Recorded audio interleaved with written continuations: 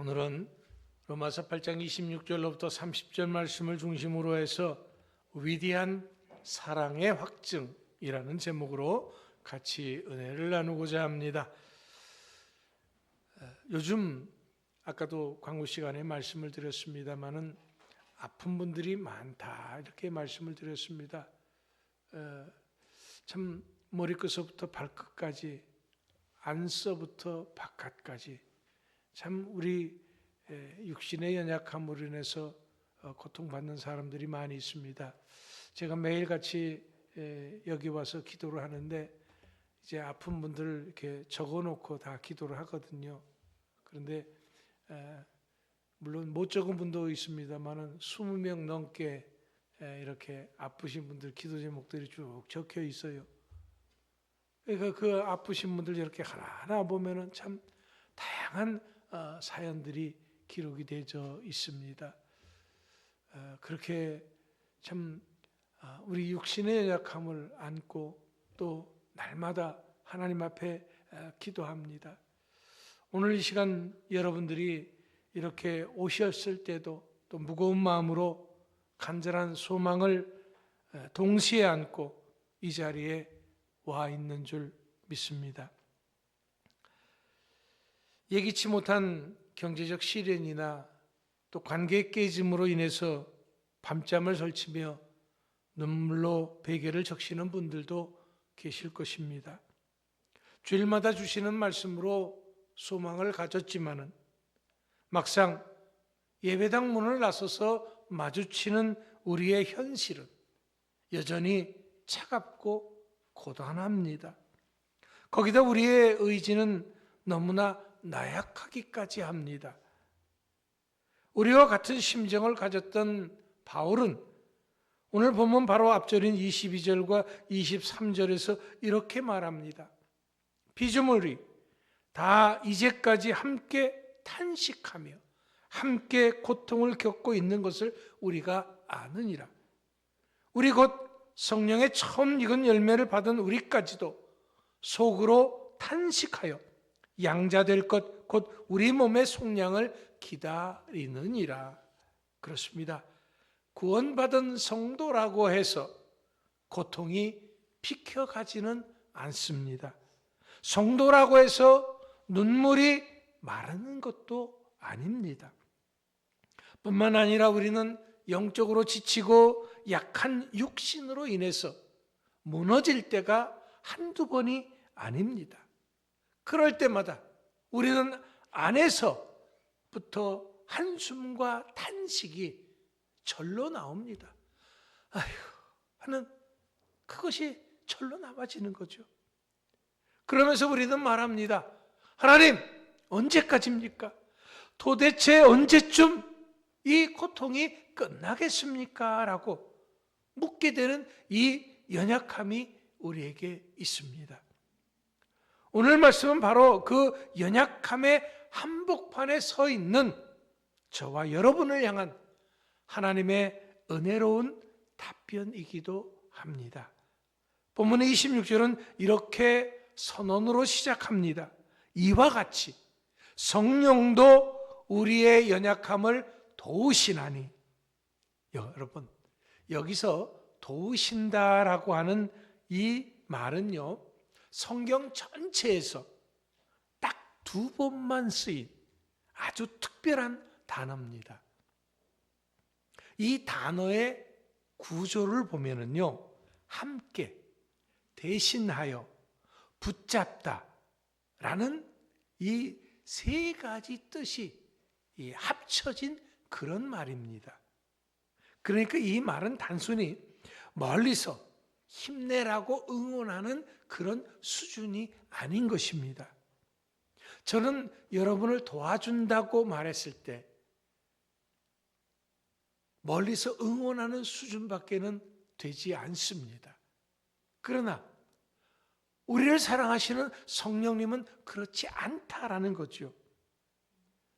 이것은 마치 무거운 통나무를 혼자 들지 못해서 쩔쩔매면서 쓰러져 있는 사람 곁으로 다가가서 그 통나무 반대편 끝을 함께 맞잡고 들어주는 그런 모습입니다. 이처럼 성령님은 우리의 고통을 그냥 구경만 하시는 분이 아닙니다. 우리의 고통의 현장 속으로 직접 찾아 들어오셔서 그 무게를 함께 견뎌주시는 분이다라는 거지요. 그렇다면 오늘을 살아가는 우리들에게 있어서 가장 큰 연약함이란 무엇일까요? 오늘 본문은 우리가 마땅히 기도할 바를 알지 못하는 것이 가장 큰 연약함이다라고 이렇게 말하고 있습니다. 우린 너무 기가 막힌 일을 만나거나 고통스러운 일을 당하면 기도조차도 나오지 않습니다. 분명 어려우니까, 힘드니까, 고통스러우니까 기도해야 된다는 거 알고 있습니다. 그런데 막상 그때가 되면 기도가 나오지 않아요. 주여, 주여, 이 소리밖에 나오지 않습니다. 무엇을 어떻게 기도해야 될지 머릿속이 하얘집니다. 병상에서 통증이 극심할 때, 자녀의 문제로 가슴이 무너질 때 우리는 멍하니 하늘만 쳐다볼 수밖에 없는 것입니다. 그런데 바로 이럴 때 우리가 어떻게 해야 됩니까? 다시금 말씀으로 들어가야 합니다. 왜? 거기에 살 길이 있기 때문에 그렇습니다. 왜냐하면 우리의 입술이 얼어붙어 있을 때 우리 안에 계신 성령님은 말할 수 없는 탄식으로 우리를 위하여 친히 간구하고 계시다 하셨기 때문입니다. 여기서 이 말할 수 없는 탄식이라는 것은요, 인간의 언어로 다 표현할 수 없는 깊은 사랑의 신음인 것입니다. 자, 부모가 아픈 아이를 품에 안고 대신 아프기를 바라면서 내뱉는 신음보다도 더 깊은 사랑으로 성령님은 우리를 위해서 안타까워하시고 울고 계십니다. 우리만 우는 것이 아니라 성령님께서 나를 안고 안타까워하시면서 성령님도 함께 우신다라는 거죠. 우리는 때때로 내 뜻대로 기도가 이루어지지 않아서 낙심하기도 합니다. 하나님, 이 병을 제발 좀 고쳐주세요. 이 문제를 지금 좀 빨리 좀 해결 좀 해주세요라고 기도하지만은 응답이 전혀 안 보이고 또 더딜 때가 있습니다. 그러나 27절 말씀은 우리에게 놀라운 확신을 줍니다. 마음을 살피시는 이가 성령의 생각을 아시나니 이는 성령이 하나님의 뜻대로 성도를 위하여 간구하심이니라. 사실 우리는 무엇이 우리에게 정말 좋은 것인지 다 알지 못합니다. 알 수도 없고 또 그럴 만한 능력도 없습니다. 하지만 우리 마음속 속속들이 아시는 성령님은 하나님의 뜻을 정확하게 아십니다. 그래서 성령님의 기도는 단 한 번도 관역을 빗나가지 않습니다. 우리의 기도는 서툴고 또 때로는 엉터리 같을 수도 있습니다. 하지만 우리 안에 성령님은 그 기도를 하나님의 뜻에 맞게 번역해서 하늘 보좌로 올려주신다라는 거죠. 그렇기 때문에 지금 우리의 기도가 나오지 않는다고 해서 하나님과 멀어진 것은 결코 아닙니다. 우리의 침묵 속에서조차도 성령님의 강력한 중보의 기도가 흐르고 있음을 우리는 믿어야 합니다. 내 기도가 멈춘 그 순간에도 내 안에 성령님은 나보다 더 간절히 나를 위해서 울며 기도하고 계십니다. 나를 위해서 간이고 쓸개고 다 빼줄 것 같이 사랑을 고백하는 사람조차도 내가 그렇게 힘들 때, 아플 때 나를 위해서 기도해 주지 못합니다. 하지만 그 누구도 나를 위해서 해주지 못한 그 일을 성령님은 하고 계신다라는 겁니다. 이러한 성령님의 기도가 있기 때문에 우리는 하나님의 위대한 사랑의 약속을 다시 붙잡을 수 있는 것입니다. 그렇다면 구체적으로 이 약속이 뭘까요? 그것이 바로 본문 28절 말씀입니다. 우리가 알거니와 하나님을 사랑하는 자, 곧 그 뜻대로 부르심을 입은 자들에게는 모든 것이 합력하여 선을 이루느니라. 여기서 말하는 모든 것은 어떤 말일까요? 우리가 좋아하는 성공, 또 건강, 기쁨뿐만이 아닙니다. 우리가 피하고 싶은 질병, 실패, 이별도 포함합니다. 그리고 심지어 우리의 실수와 허물까지도 다 포함되는 것입니다. 우리의 삶에서 원치 않게 일어나는 크고 작은 그러한 모든 일들까지도 다 포함하는 것입니다. 또한 뒤이어 등장하는 합력한다는 말은 영어의 시너지의 어원인 시네르게이라고 하는 말입니다. 이것은 여러 가지 재료들을 섞어서 전혀 새로운 결과물을 만들어내는 것입니다. 자, 밀가루는 어떻습니까? 퍽퍽하지요.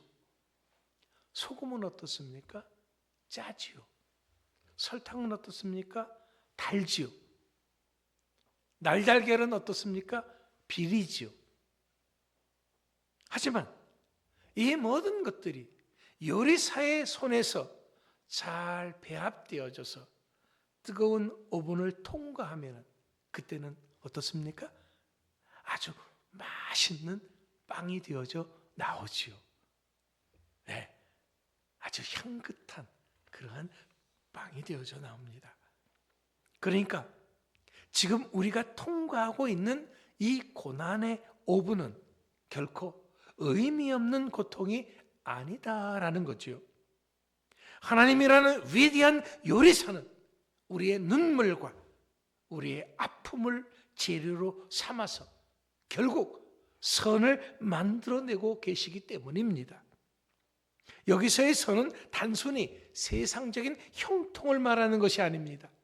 우리가 예수 그리스도의 형상을 닮아가는 구원의 완성을 의미하는 것입니다. 어느 유명한 성당에 아름다운 스테인드 글라스가 있었습니다. 우리 교회도 스테인드 글라스는 너무 비싸서 못 만들었죠. 그냥 스테인드 글라스를 흉내낸 시트지를 붙인 겁니다. 근데 유럽 성당 같은 데 가보면은 이 스테인드 글라스를 이렇게 진짜로 유리로 이렇게 만들어 놓은 성당들이 있습니다. 그런데 불의의 사고로 그 귀한 스테인드 글라스가 산산조각이 나고 말았습니다. 사람들은 탄식하면서 그냥 그 조각들을 다 모아서 쓰레기통에 버리려고 했습니다. 그때 한 이름 없는 예술가가 그 유리 조각들 버리지 말고 저를 주십시오 해서 그 유리 조각들을 그 사람이 수거해 갔습니다.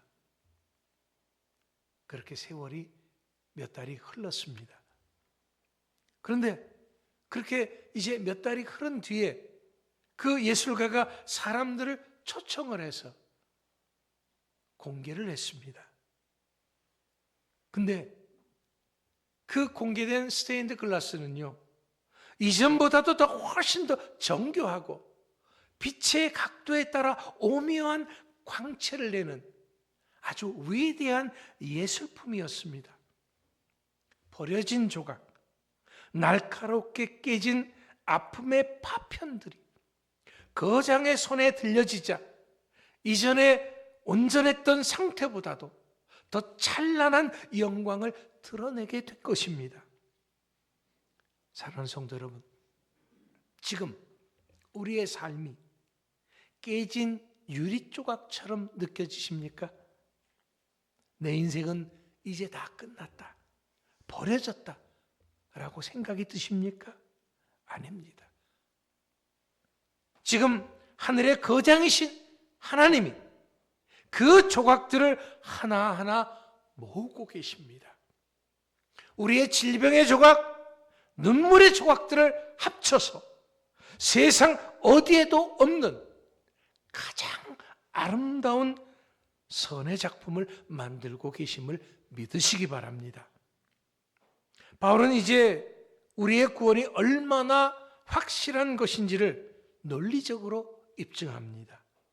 이것을 신학자들은 구원의 황금 사슬이다 라고 이렇게 말합니다. 너무너무 멋지다라는 거죠. 하나님이 미리 아신 자들을 또한 그의 아들의 형상을 본받게 하기 위하여 미리 정하셨으니 또 미리 정하신 그들을 또한 부르시고 부르신 그들을 또한 의롭다 하시고 의롭다 하신 그들을 또한 영화롭게 하셨느니라. 여기서 우리는 놀라운 사실을 발견합니다. 마지막 문장에서 확정적으로 말씀하신 영화롭게 하셨느니라. 영화롭게 했다라는 거죠. 끝났다라는 겁니다. 먼 미래의 일이 아닙니다. 과거형으로 분명히 기록되어져 있습니다. 이것은 뭘 말합니까? 이미 완성되어졌다라는 거죠. 이것은 하나님의 구원 계획이 절대로 취소되거나 실패하지 않는다는 강력한 확증인 것입니다. 그러니까 우리는 이미 승리가 보장된 그 길을 걷고 있는 하나님의 상속자들인 것입니다. 하지만 우리의 삶을 돌아봤을 때 우리는 여전히 이 땅에서 아파하고 힘들어하고 고통스러워하지요. 왜? 아직 영화로운 몸을 입지 못했기 때문입니다.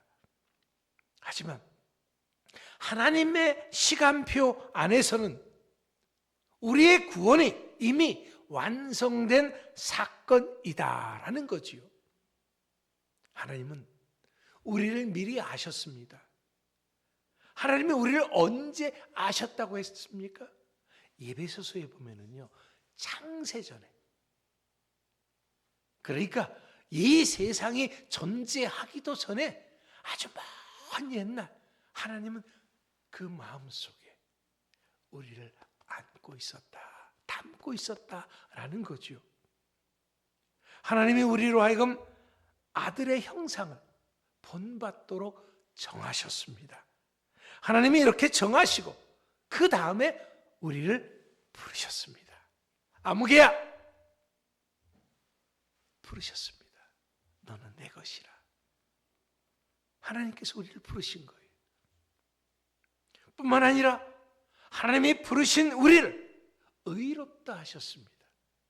우리는 죄악투성이고 상처투성이고 깨질 대로 다 깨졌는데도 세상 사람들은 우리를 볼품없어서 버렸다고 할지라도 그런 우리를 하나님은 아니야, 너는 참 멋진 사람이야, 우리를 의롭다고, 너는 깨끗해, 내가 너를 사랑해, 이렇게 말씀하셨습니다.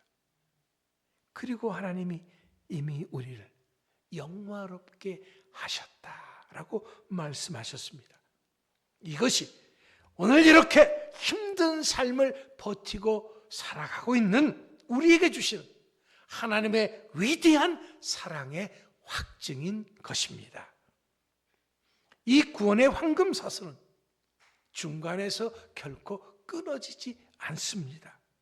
우리가 아프다고 해서, 우리가 경제적으로 무너졌다고 해서, 우리의 믿음이 흔들린다고 해서 하나님이 쥐고 계신 이 사슬은 결코 놓치지 않습니다. 하나님이 한번 시작하신 일은 그 어떤 형편, 어떤 처지, 어떤 환경에서도, 어떤 상황 속에서도 반드시 끝내시는 분이시기 때문입니다. 요즘 몸이 아파 병원을 오가며 하나님, 저를 잊으셨나요? 라고 묻고 싶은 분이 계실 것입니다. 또 삶의 무게가 너무 무거워서 차라리 잠드는 것이 편하겠다 생각하는 분도 있을 수 있습니다. 그런데 오늘 성령님께서 바로 그런 분들의 손을 붙잡으시면서 말씀으로 약속하십니다. 내가 너를 위해서 탄식하며 기도하고 있단다. 내가 겪는 이 아픔은 결코 헛되지 않단다. 내가 이것들을 다 합쳐서 최고의 작품을 만들고야 말겠다. 그렇습니다.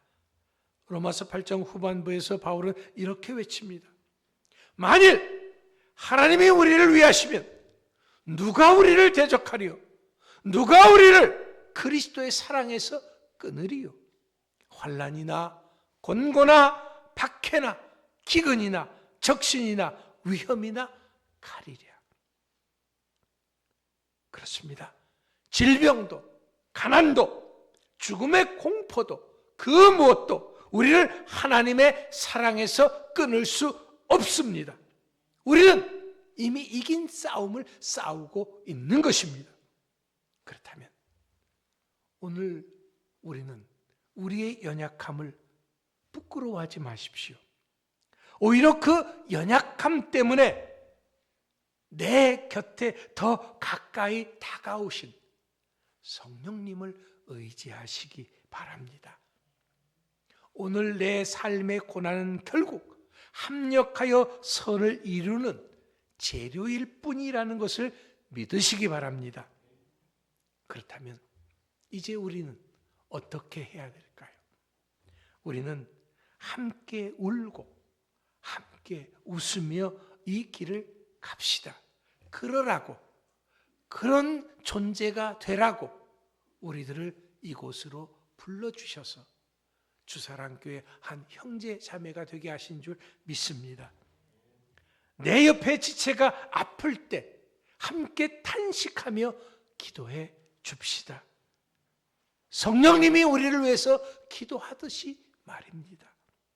하나님께서 우리를 영화롭게 하실 그날을 바라보면서 오늘도 합력하여 선을 이루시는 하나님의 그 사랑 안에서 승리하는 모두가 될 수 있기를 간절히 축원합니다. 기도합니다.